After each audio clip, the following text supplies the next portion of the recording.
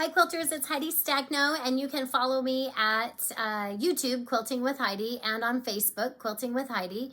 Today, I'm just taking a minute between my machines, taking a pause from their quilting, so I had both of them finish their rows at the same time, so which is rare, so I actually have a quiet moment to stop and take advantage of also some plastic that I found floating around. I want to show you today how to do your tie-ons and your tie-offs.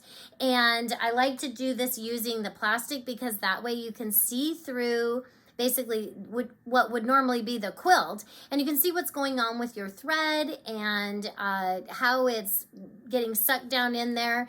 And this is just a great way for you to really understand the picking up of the bobbin and what's all going on underneath there when you can't see when it's underneath your quilt. So I hope you enjoy this tutorial. Okay, so I'm back and I've got this piece of plastic here, and you can see the machine kind of rolling around, and I've got a blue bobbin thread. It's like a navy blue bobbin thread, and then I have a red thread that's up on top. So that way you can tell what thread is doing what. So just a little bit of an overview here is that when you have, so if we take this and this is what you would normally see because you can't see through your quilt. So the only thing you can see here is the top thread, and you don't really know what's going on underneath with the bobbin thread.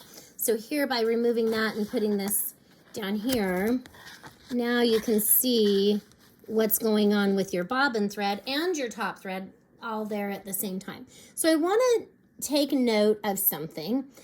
Let's measure how much top thread we have here, and I'm just going to grab my ruler, and we have about, we're going to do a close guesstimate. It's about 5 1/4 inches in length of thread.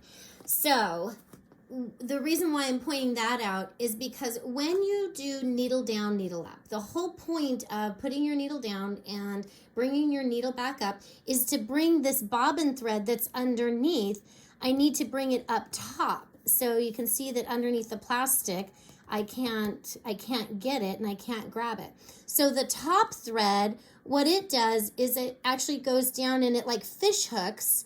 And so it'll go down and kind of fish hook, and it'll bring that bobbin thread up through the needle hole that you just made in the quilt, and it'll bring it up to the surface of the quilt, and then you will have the top thread and the bobbin thread, because you need both tails to create resistance.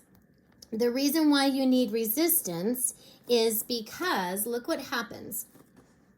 When your needle goes down and your needle goes back up, look at what happened with our thread tail. We went from like 5 1/4 inches, and we're down to about 1 1/2 inch, 1 3/4 length of thread. So where did all of that thread go? Well, it's sitting, it's all caught now down below, down underneath here in your hook assembly.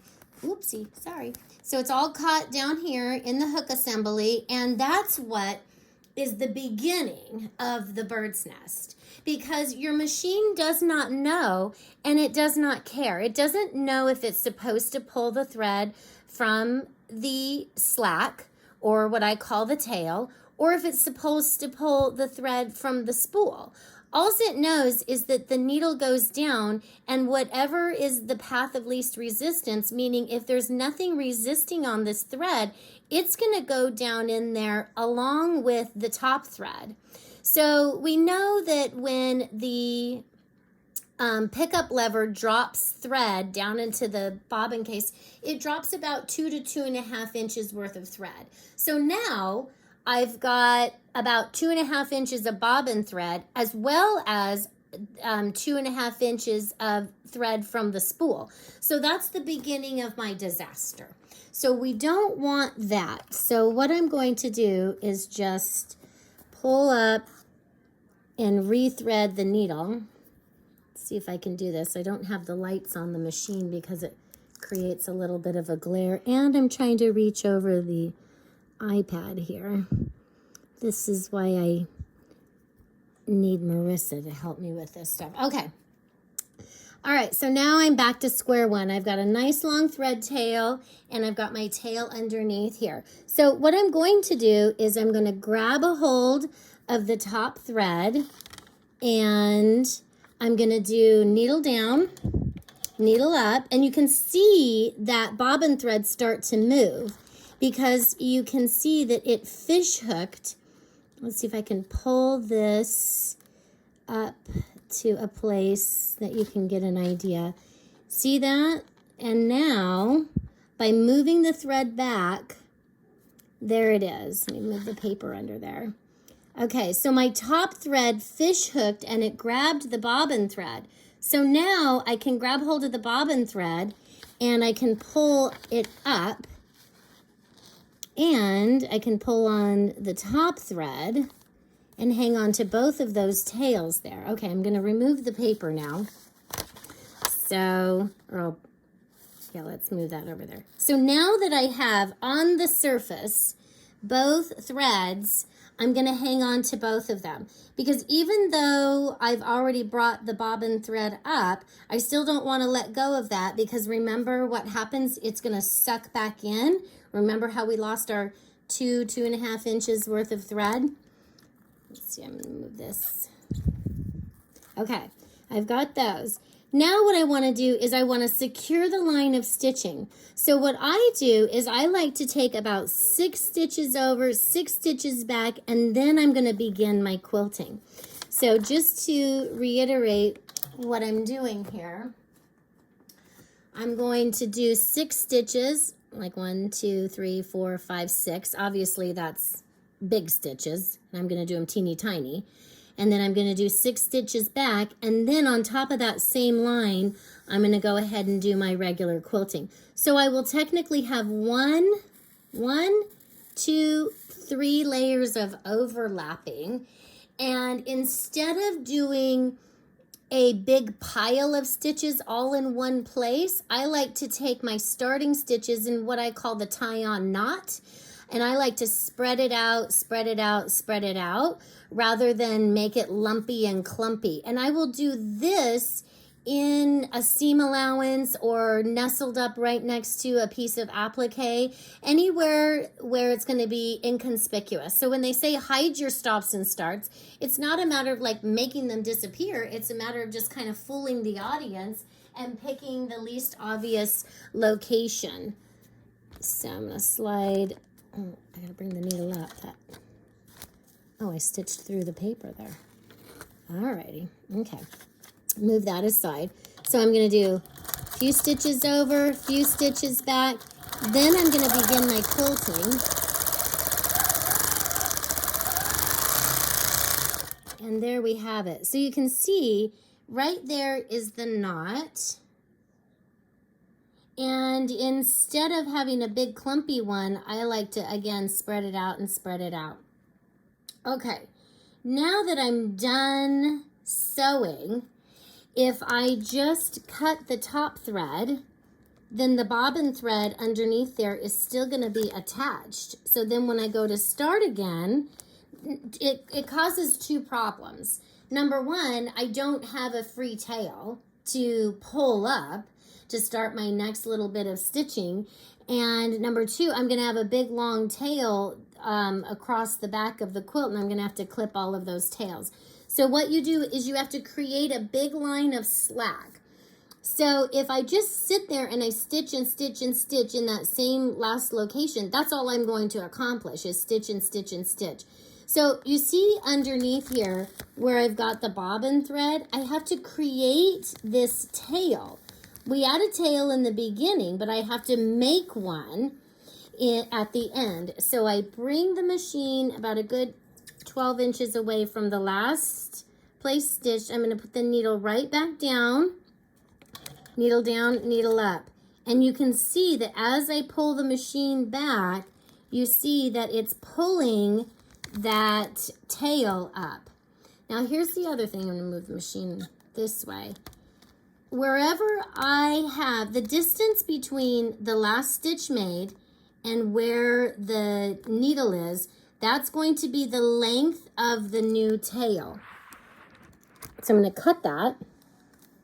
And as I move this around, you can now see that I have that tail underneath there, because now when you're on top of your quilt, this is all you're going to see on top of the quilt is just your top thread floating around. But you have to understand that underneath, your bobbin tail is also floating around underneath there. Let's see if we can get underneath it.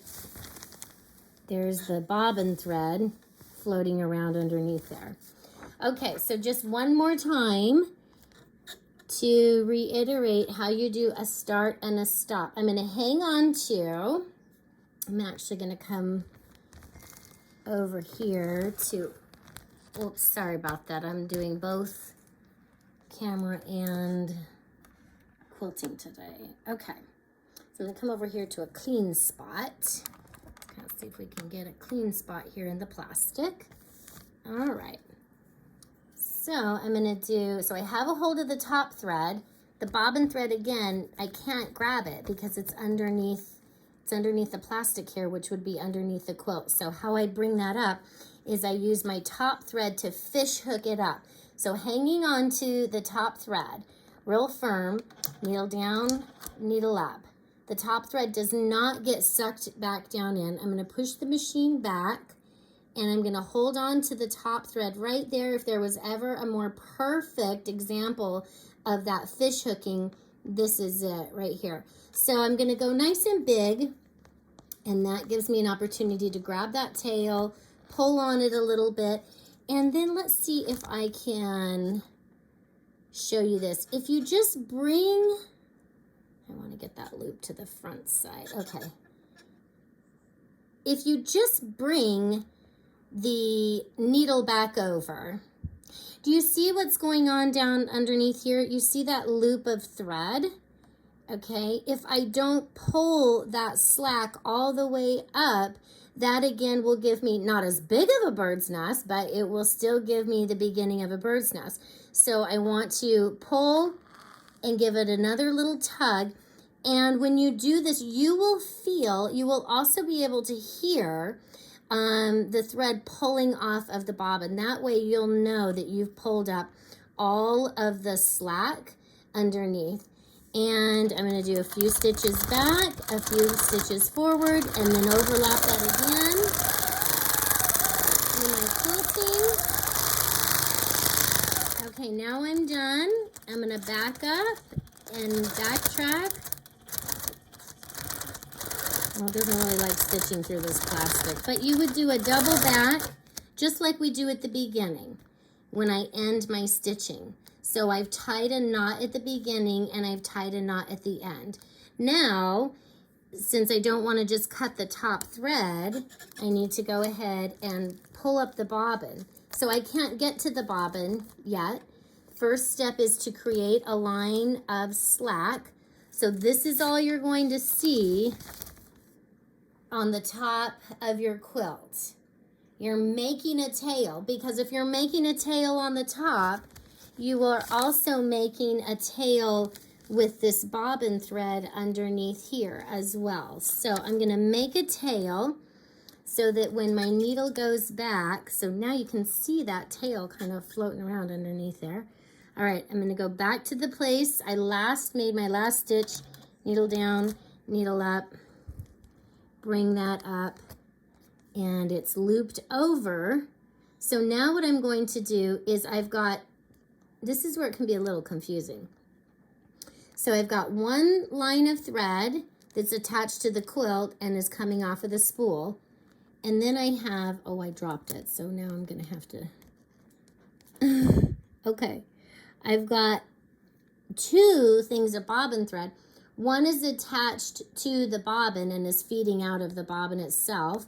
And then the other one is stitched to the quilt.